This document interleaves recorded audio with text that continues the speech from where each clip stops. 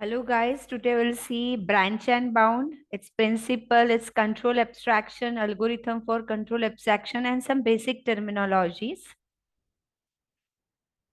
So exactly what is a branch and bound and what is its principle? So the term branch and bound refers to all state space search method in which all children of E node are generated before any other live node can become a E node. इसका meaning कि जब आप tree बनाते हो, कोई भी अगर आपको प्रॉब्लम दिया जाता है तो उसके सॉल्यूशन का हम एक स्टेट स्पेस ट्री बनाते हैं। तो उस ट्री में जब कोई एक नोड क्रिएट होता है उसको हम बोलते हैं कि लाइव नोड, और उस लाइव नोड के जब चिल्ड्रन बनते हैं तो उसको बोला जाता है ई node. E means expanded node. तो इसमें all state space search method में जितने भी ई नोड के चिल्ड्रन हैं उन सबको जनरेट किया जाता है before that another e node become a live node. This is a basic principle. After that it uses some function which we call as a bounding function. Bounding function इसके लिए use होता है ताकि वो tree tree के जो सब parts है या सब ट्रीज है, ऐसा कोई सब ट्री जो आंसर नोड तक हमको नहीं लेके जा रहा है, तो वो सब ट्री को हमको एक्सपांड नहीं करना है. So it is just restricting the tree generation which is not leading to the answer node. This is possible using a bounding function. So bounding function are used to help avoid the generation of subtree that do not contain an answer node. अब ये sub tree या tree को expand करना है तो expand करने के लिए there are two different strategies. So we have two different strategies. Very first is BFS, that is breadth first search, and second is a D search, that is depth first search.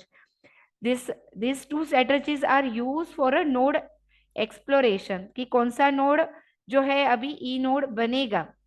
By using either BFS और DFS आप उसको explore कर सकते हैं. Both of these generalize to branch and bound strategies. So in branch and bound terminology, the BFS like state based search will be called FIFO. यानी इसके अंदर हम क्यू के अंदर जो नोड आप जैसे ही विजिट करते हो उसको डाला जाता है क्यू के अंदर. सो फर्स्ट नोड जो आप विजिट करोगे वही नोड फर्स्ट रहेगा जिसको आप एक्सपांड करोगे, मतलब उसके चिल्ड्रन जो है वो आप क्रिएट करोगे. सो it is using a FIFO strategy.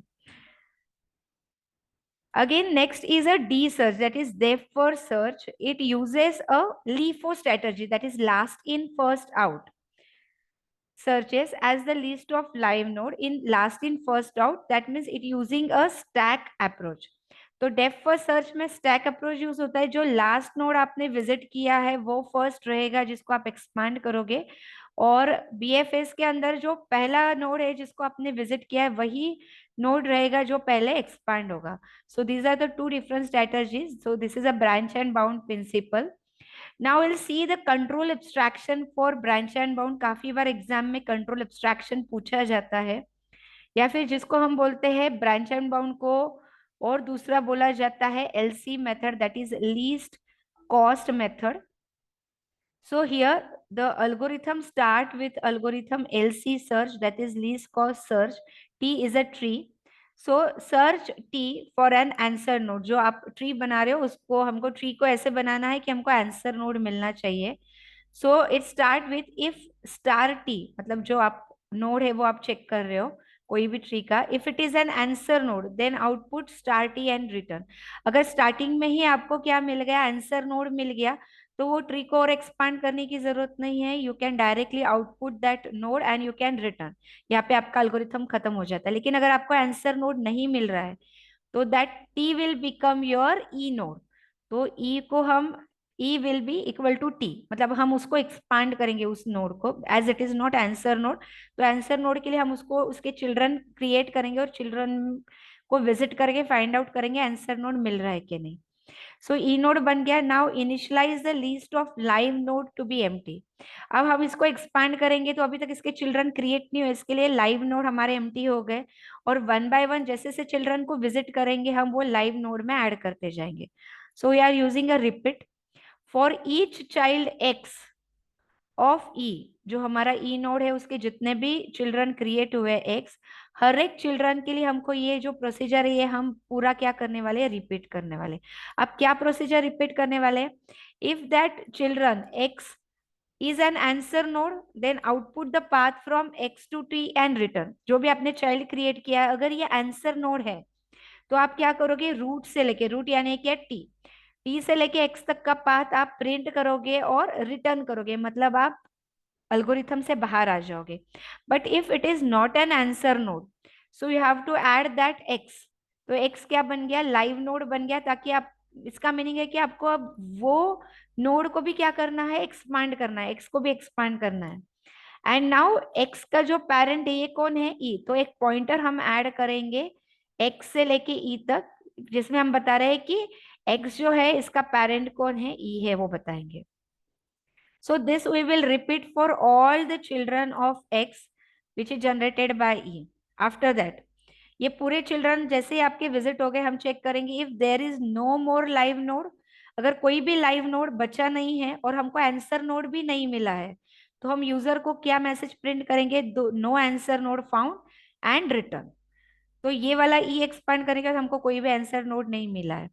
इसके बाद वापस नया ई नोड फाइंड आउट करो, तो नया ई नोड फाइंड आउट करने के लिए हमने वापस फंक्शन किसको कॉल किया है, लीस्ट करके एक फंक्शन को कॉल किया है। लीस्ट फंक्शन क्या करता है, जितने भी अलग अलग ई नोड है उसमें से जिसका भी कॉस्ट सबसे कम है उसको सिलेक्ट करता है और उसको एक्सपांड करता है, और उसके चिल्ड्रन को वापस चेक करता है कि इसमें कोई आंसर नोड है या नहीं।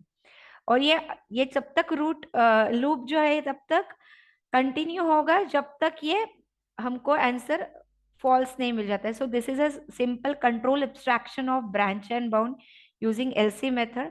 अब यहाँ पे ये कंट्रोल एब्स्ट्रैक्शन जो है उसका और टेक्निकल लैंग्वेज में एक्सप्लेनेशन दिया है। So the search for an answer node can often be speeded by using an intelligent ranking function C for all live nodes. The next e node is selected on the basis of this ranking function। तो ये ranking function होता है least cost function, जिसको हमने least करके function जो है previous algorithm में वो यूज किया था, जो क्या करता है, सबसे लीस्ट कॉस्ट जिस ई नोड का है उसको सिलेक्ट करता है, जिसको हम रैंकिंग फंक्शन बोलते हैं।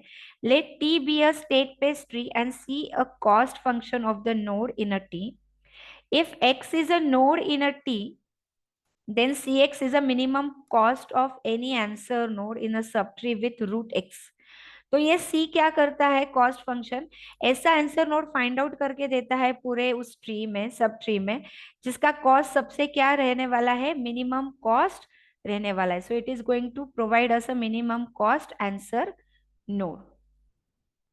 सो हियर द अल्गोरिथम जो हम लोगों ने देखा कंट्रोल एब्स्ट्रैक्शन का, this algorithm uses a two sub algorithm, first is a list and second is a add. ऐसे दो सब अल्गोरिथम यूज किए जाता है रिस्पेक्टिवली, जिसमें लीस्ट जो मेथड है या फंक्शन है इसका काम होता है कि जो नोड है जो आंसर नोड की तरफ नहीं जा रहा है उसको डिलीट करो, और ऐड जो है इसको हमको एक्सपांड करना है, मतलब ऐसा कोई नोड जिसको, जो लाइव नोड है और जिसको हमको एक्सपांड करना है, सो उसके लिए ये ऐड करके फंक्शन जो है वो यूज होता है। So list X actually finds a live node with a list C and this node is deleted with the list of live node and return it a variable x, where add x add the new live node x to the list। add का काम क्या है कि list में नए नए live node को add करो, और लिस्ट का काम क्या है कि लाइव नोड के लिस्ट में से नोड को रिमूव करो जिसका कॉस्ट कम है। So this is how this procedure actually least cost method function works। So next lecture में हम 0 1 knapsack प्रॉब्लम कैसे सॉल्व करना है वो हम देखेंगे यूजिंग ब्रांच एंड बाउंड।